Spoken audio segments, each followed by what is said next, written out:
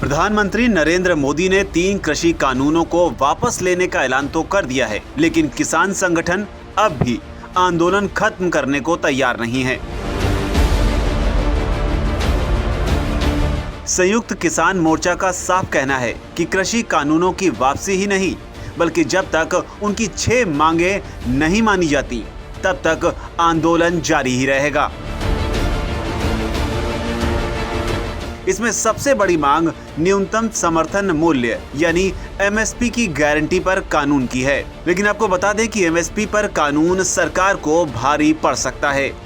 इससे देश की अर्थव्यवस्था तो चौपट होगी ही, साथ ही देश दिवालिया भी हो सकता है। किसानों की मांगों के अनुरूप अगर सरकार सभी फसलों का एमएसपी देती है तो शायद उसका खर्च देश के सालाना बजट को पार कर जाएगा, जिससे देश कंगाल होने की कगार पर आ जाएगा। कैसे, ये सब आपको बताएंगे, लेकिन उससे पहले आपको समझाते हैं एमएसपी का गणित। एमएसपी यानी मिनिमम सपोर्ट प्राइस, ये एक तरह की गारंटीड कीमत होती है जो किसान को उसकी फसल पर मिलती है।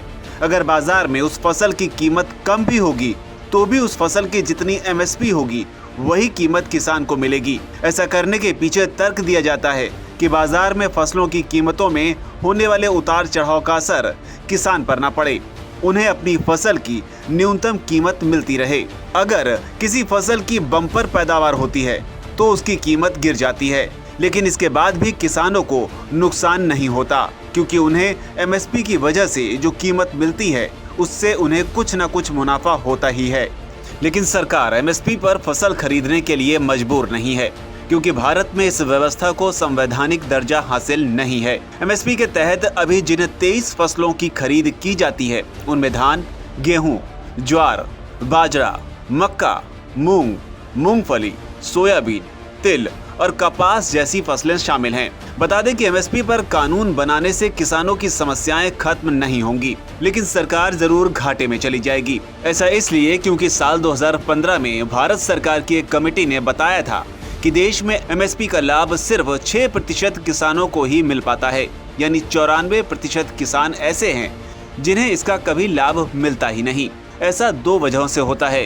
पहला, देश के सभी जिलों में सरकारी मंडियां नहीं है जिससे किसान अपनी फसलें सरकार को आसानी से बेच सके, और दूसरा कि सरकार के पास फसलों के स्टॉक के लिए ज्यादा व्यवस्था नहीं है।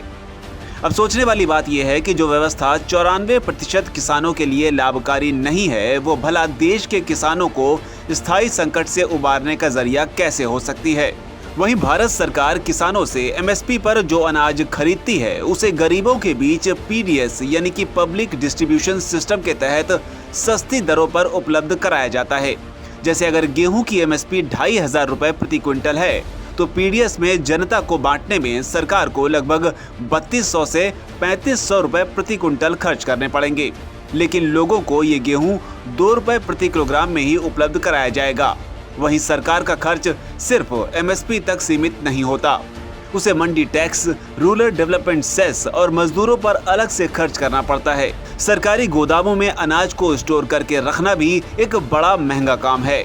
एमएसपी पर कानून बनते ही सरकार को मौजूदा 23 फसलें खरीदने के लिए बाध्य होना पड़ेगा, जिस पर उसका सालाना खर्च 17 लाख करोड़ रुपए आएगा। ये पूरे देश के सालाना बजट का आधा है। इस साल के लिए देश का कुल बजट लगभग 34 लाख करोड़ रुपए है। अब अगर केंद्र सरकार ने केवल 2 साल तक भी किसानों की फसल एमएसपी पर खरीदी तो पूरा देश बैंकरप्ट यानी कि दिवालिया घोषित हो जाएगा। इससे भारत का बाजार भी पूरी तरह अस्थिर हो जाएगा। वो इसलिए क्योंकि सरकार एमएसपी से नीचे फसलों की खरीद को अपराध की श्रेणी में डाल सकती है, लेकिन किसी भी प्राइवेट प्लेयर को फसल खरीदने पर मजबूर नहीं कर सकती। बता दें कि सरकार फिलहाल तो एमएसपी की गारंटी पर कानून बनाने के मूड में नहीं दिख रही है। पिछले साल भी एमएसपी पर किसानों और सरकार के बीच बातचीत हुई थी।